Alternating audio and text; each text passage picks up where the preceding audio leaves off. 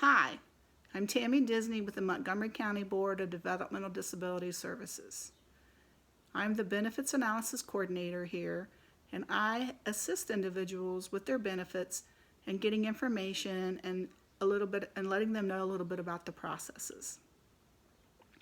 So today I'd like to give a little information about the renewals of Medicaid and the things that are happening right now.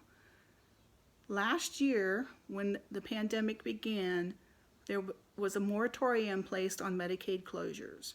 And there also was a moratorium placed on any changes that would be negative, which means it would cost the individual more money out of pocket in order to get those services. What does that mean? Well, when the renewals were sent out last year, a lot of the renewals were sent out and then they weren't fully processed because there could be no changes, so the caseworkers did not have to work the cases. Now, in 2021, there still is a moratorium on Medicaid closures. However, Jobs and Family Services actually can make changes to the cases. And they have to then go back to all of the cases that they did not fully process last year and process them this year. And that's why it appears as if you're getting a second renewal within 1 year. The renewals are sent out automatically by the state, and then you complete them and mail them back to the state. Then the state processes them. And sometimes what happens is they cross in the mail when you're sending them in. If it doesn't get processed, then a lot of times a letter will be generated out stating that they did not receive the renewal. And a lot of times they did receive it, they just haven't processed it yet. So you can call to check on a renewal if it was received or not at this number, 1-844-640-6446. That is the state number that you can check on Medicaid renewals. I'd like to point out that right now Medicaid applications can be made at that number, and also food assistance can be made at that number if you would like to apply for food assistance. Again, that number is 1-844-640-6446. All right, so you get your renewal, you turn it into the state processes it. Then what happens is it gets sent back to local JFS and a caseworker gets assigned. That caseworker then sends you a letter or a checklist of information that they need, or they may give you a call and then send you a checklist of information that they need. So every year they need about the same information. So if you have bank statements that you have turned in last year, then this year you'll need to have an updated one, a current one. You need to make sure that you send all pages of bank statements, and please do not redact anything out. Don't black out anything, and sometimes if you even highlight it and then copy it, it will black it out. Even though you didn't block it out, the copy machine blocks it out. So the bank statements have to be able to be read. All of it has to be read. If you have a stable account, they would like to see that account too. Now the stable account does not count as a resource because it's a special account, but they do want to look at it. And then, so every year they ask you to give the statement of the stable account. If you have a life insurance policy that has a cash value, they need to have that cash value every year. So every year, you know, if it accrues a little bit of interest, or you're paying into it a little bit more, then they need to know how much it's worth. If the life insurance policy is a term policy, they may only need to see it once, and then they don't have to see it again, because term policies are only payable upon death, so they don't have a cash value. Okay, so those are, and then any other thing that may be resources. So sometimes the checklist may have checked on it things that the individual does not own.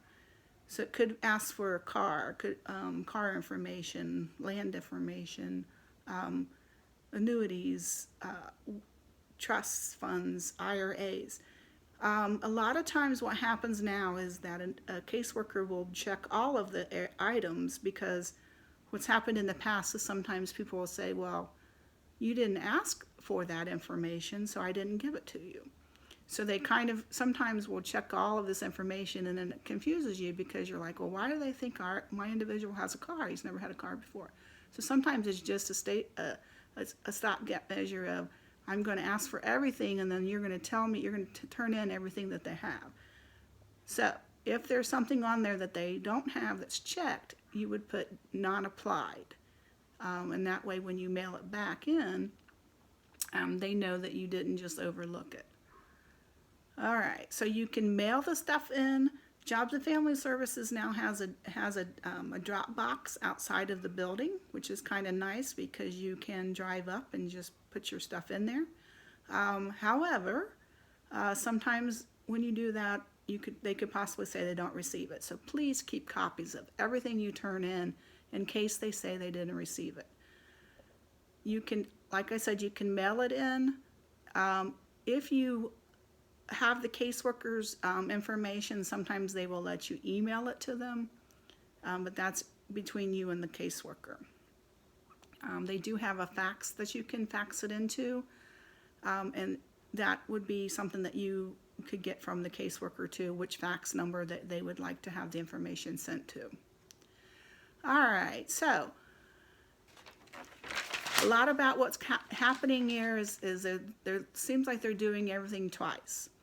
And what could happen this year too is that they do it this year, and then when your renewal comes up again this year, they're going to ask for it again. So you actually could get another renewal this year, even though they just did one.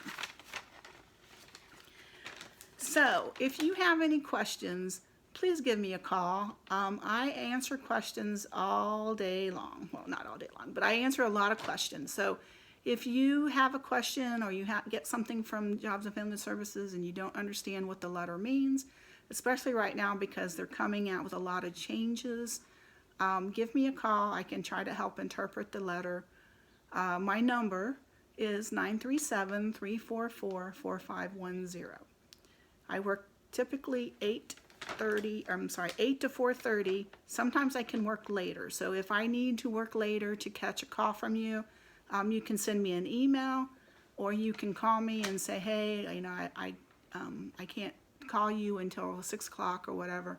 I can then make sure that I have my work phone with me and I can answer the phone call when you call. Just let me know and I try to make myself available. All right. I also want to let you know that I do work with Jobs and Family Services very closely, and we try to work cases out.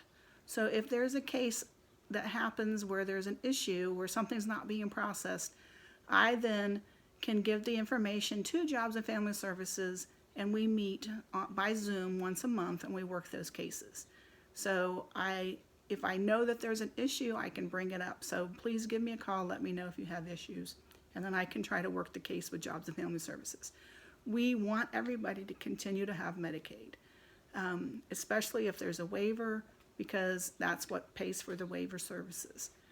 So it's much easier for us to work the cases and to keep them open, keep them processed, than to try to backtrack to get them redone. So we want to work on getting them continued, and that's kind of what my process is with working with the Jobs and Family Services once a month, is working at those cases.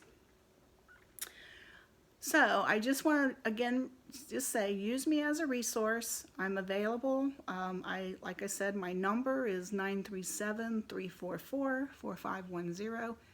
If you can't remember my number, you can always talk to your SSA, the Service and Support Administrator for your individual. They can also then let me know that you're trying to get a hold of me and when the best time to get a hold of you would be. They can send me an email, they can send me the question.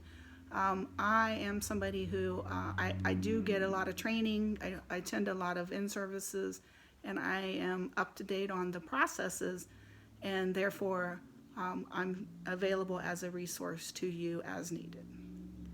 So thank you for letting me talk to you today, and I appreciate that, and I will talk with you another time. Thanks so much. Bye-bye.